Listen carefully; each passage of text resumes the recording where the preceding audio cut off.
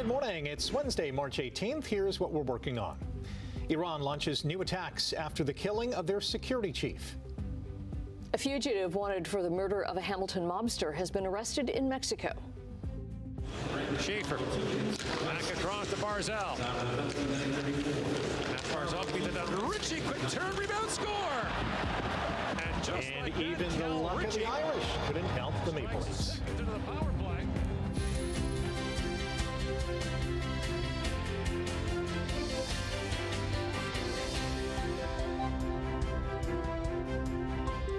Good morning. Happy hump day. We weren't so lucky with the weather yesterday. It was a biting winds, kind of gloomy.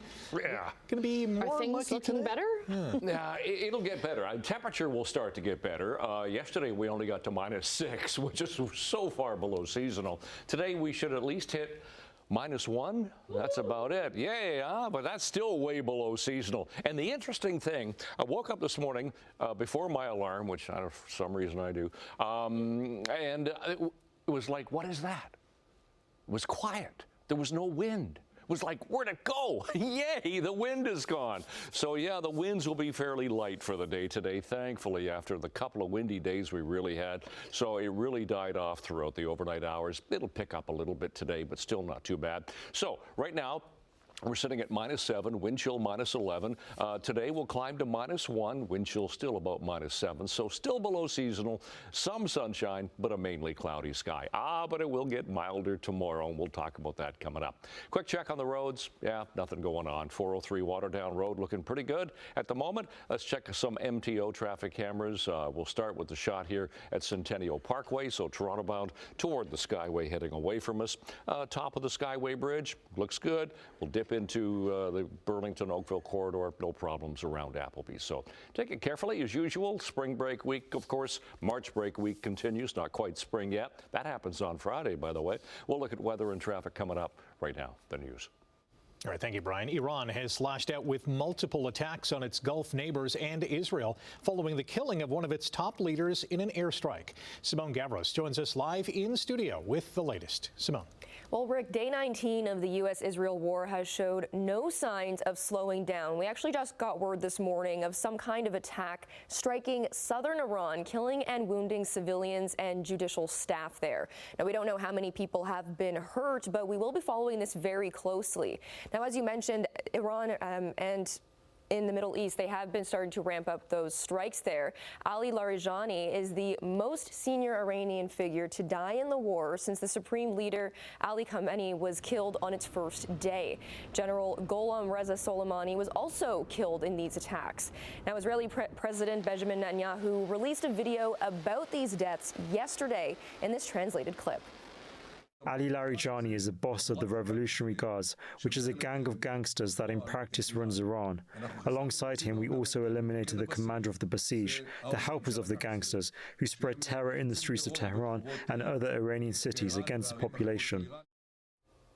In response to the deaths, Iran used some of its latest missiles to evade air defenses. 2 people were killed near Tel Aviv in Israel. This video shows first responders at the scene of a partially destroyed building and a street covered with debris. Now, Israel has also reportedly targeted Iran's intelligence minister in an overnight strike, but there's been no further updates there either. We're going to be following this very closely all morning long. Annette, back to you. Okay, thanks very much. And still with this, U.S. President Donald Trump is pushing back against claims by the director of the U.S. National Counterterrorism Center about the motivations for the Iran war. In announcing his resignation, Joe Kent claimed Iran posed no imminent threats to the United States. Trump argues Iran is a tremendous threat. Kent also says it's clear the United States started the war, quote, due to pressure from Israel. Trump has previously denied Israel forced the U.S. to act. Ontario farmers are facing a very expensive planting season because of the war in the Middle East. Scotland Agrimart sells fertilizer in Brant County. It says some farmers pay $100,000 or more a year for the product to help grow corn and several other crops. One of the most common types of fertilizer, urea, comes through the Strait of Hormuz, which has been shut down by the war.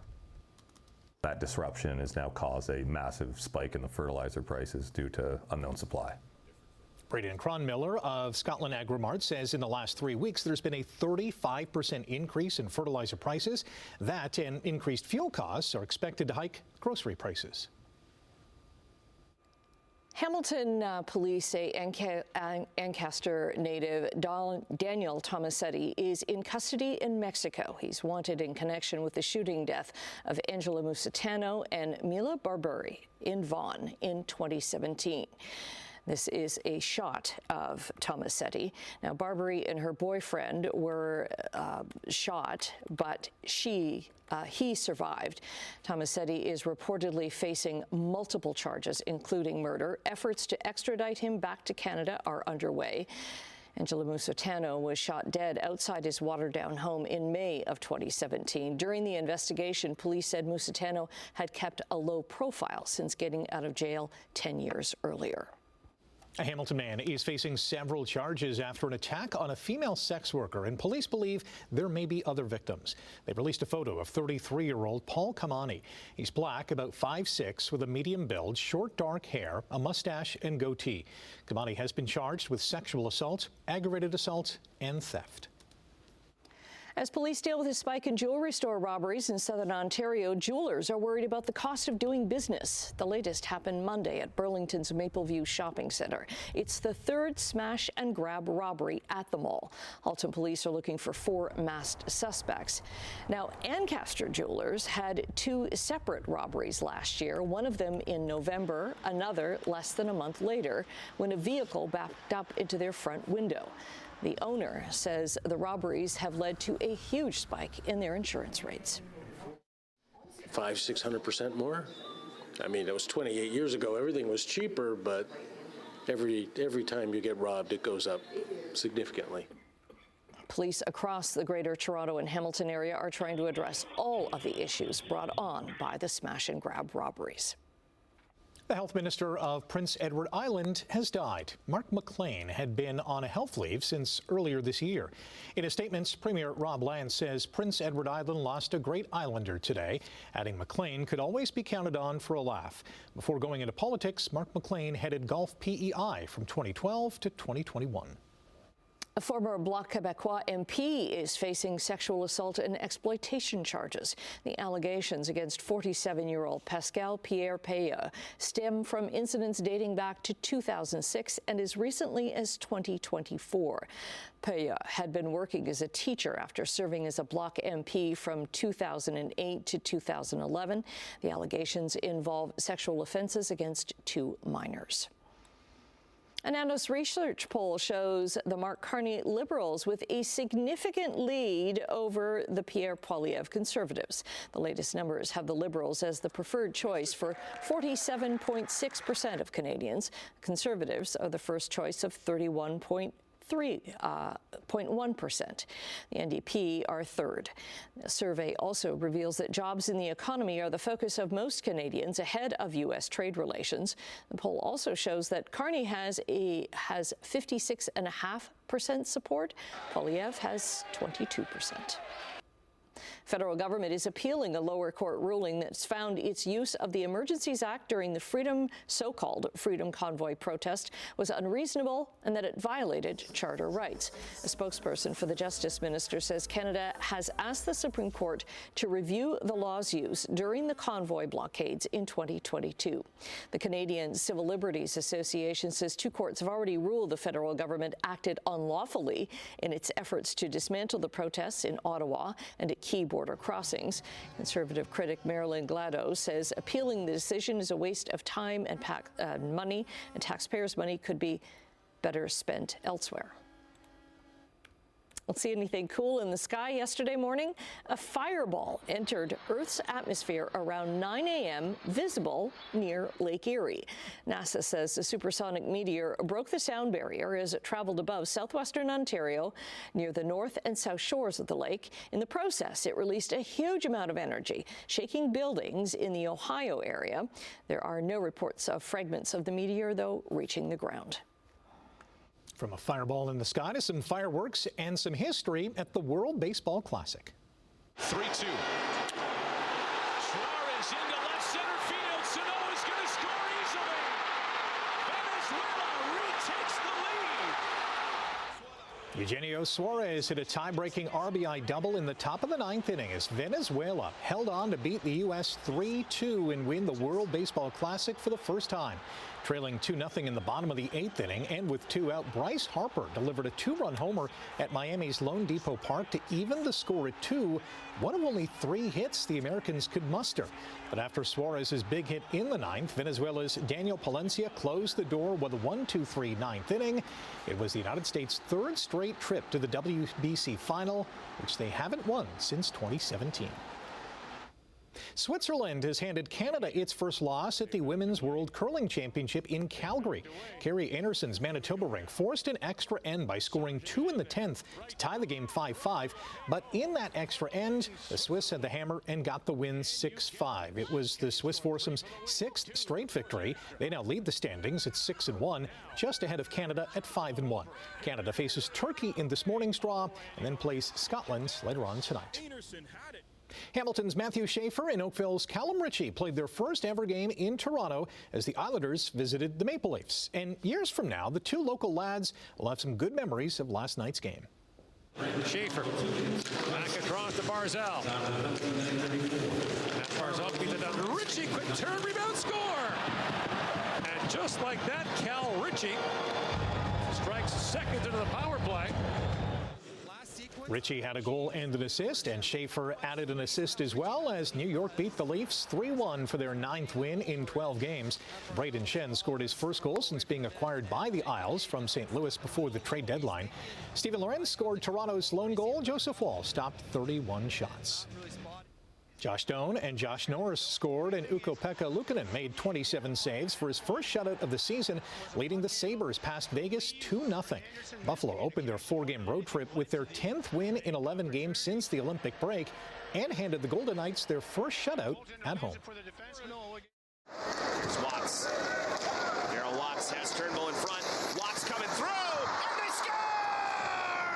Darryl Watts sneaks it through Franco, and Toronto has a 1-0 lead. Darryl Watts scored her 8th goal of the PWHL season midway through the third period, and Reagan Kirk recorded her 2nd straight shutout as the Toronto Scepters beat the league-leading Boston Fleet 2-0. It was Boston's first loss at home this season. Blair Turnbull added an empty netter with 26.5 seconds left, and Kirk turned aside 26 shots for Toronto's first shutout on the road in team history. Oklahoma City has become the first NBA team to clinch a playoff spot this season. Hamilton's Shai Gilgeous-Alexander scored 40 points as the Thunder earned their 9th straight win after bouncing Orlando 113-108. It was SGA's record 129th consecutive game with at least 20 points. Howard beat UMBC 86-83 for its first NCAA tournament victory in program history, while Texas dumped NC State 68-66. The women's first 4 games tip off tonight. 13 past 6 o'clock. It's the 18th morning of March. It's Wednesday, and of course, spring March break week continues. So that means light volume on the highways, and that's the way it is right now at the 403 and Waterdown Road. That's our exclusive camera, moving nicely. Obviously busier coming out of Hamilton than going in. All right, to some MTO traffic cameras. Usually start in St. Catharines and then come around the Horseshoe. So the QEW in 7th going through St. Catharines is okay. No problems at Centennial Parkway, Fairview Street. It's all moving so nicely this morning east of Royal Windsor through to Etobicoke Creek. No problems on the roads at the moment. So temperature at the moment has just fallen a degree. We were -7. We're now sitting at -8. But the winds have really lightened off. They're south-southwest at about 3 kilometers an hour. Oh, what a difference from what we have had. So that gives us a bit of a wind chill, -9. But the sky is partly cloudy at the moment. There were some flurries earlier and throughout the overnight hours, but we are getting a little bit of clearing now, and the flurries have come to an end. What we have is a ridge of high pressure that's giving us the bit of a clearing, but we should see a mainly cloudy sky for the day as that high starts to head away from us. A frontal boundary getting closer. Oh, but that's a warm front, and that's going to help our temperatures over the next number of days. We just have to get through another cool day. Yeah, below seasonal still again today, even though we'll have a bit of a southwesterly flow. So today, +1 for the Niagara area. Victoria, Simcoe, Cayuga, but -1 to +1 around the rest of the horseshoe. Partly cloudy starting out and then mainly cloudy. The winds will start to pick up, but they'll be nowhere near as strong as they were. So tonight, we just fall to -2 and -3, so that's actually a little bit above seasonal. We could get some freezing drizzle overnight and some flurries as well. It's just a chance of that. And then tomorrow, temperatures get a lot milder. We could get some flurries in the morning and then a mix of sun and clouds, but 5 and 6 for the day tomorrow. And yes, we'll see more sunshine for tomorrow. So out the door, 18th morning of March, we're looking at partly cloudy skies. The winds are really light at the moment, and the temperature right now is -8. That should be. So -8. Okay. Yeah, that's your forecast, isn't it, Rick? Sounded like me trying to scrape the ice off the windshield this morning. Yeah. We prefer no dash on that number. Coming up after the break, we're going to say good morning to Emily. She'll have a preview of what's to come in Chit Chat. And in business news, Canadian shippers are feeling the pinch of the Middle East war. What does that mean for consumers? Find out next. Let's say good morning to Emily. What's coming up in Chit Chat this morning? Hi, good morning. Well, coming up, Lollapalooza has unveiled their 2026 headliners, and they look pretty good. Timothée Chalamet and Zendaya return to the Dune universe in the stunning first trailer for the trilogy's final chapter. Is this an opera version? Yeah, or ballet. Ballet? No? Okay. Dune, the ballet. He's literally crushed himself. Yeah. And John Krasinski returns as Jack Ryan, but this time it's in a full-length movie. Who knew? Okay. Well, looking forward to that. Thank you, Emily. On the markets this morning, the Canadian dollar is down slightly to 72.98 cents U.S. Gold is down $9 an ounce, and oil is also down to $93.40 U.S. a barrel. In midday trading on the European markets, London, Frankfurt, and Paris are all up this hour. Asian markets were up today, led by Tokyo with a gain of more than 1,500 points. And Tuesday's close, North American markets were all up as well.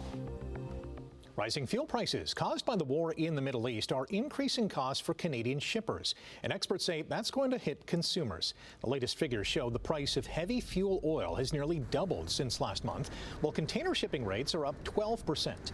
Experts say that will filter down to the price we pay at the checkout counter. The conflict has pushed major shipping companies to halt voyages through the Strait of Hormuz and the Suez Canal.